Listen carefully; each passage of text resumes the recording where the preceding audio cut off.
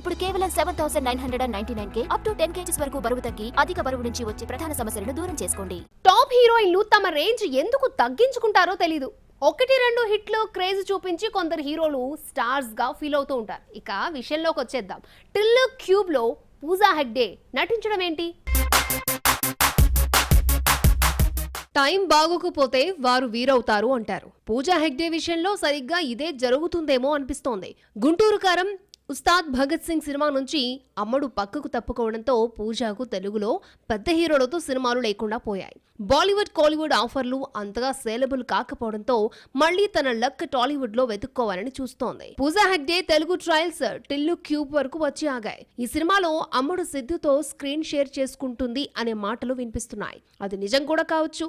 కాకపోతే ఓ చోటా హీరోతో పూజ ఎందుకు స్క్రీన్ షేర్ చేసుకుంటుంది అనే కామెంట్స్ వస్తున్నాయి. ఇక్కడ అమ్మడు రేంజ్ పడిపోవడంతోనే ఇలా చేయాల్సి వస్తుందా అంటున్నారు. నిజానికి టిల్లు స్క్వేర్ 100 కోట్లకు పైగా వసూలు సాధించింది.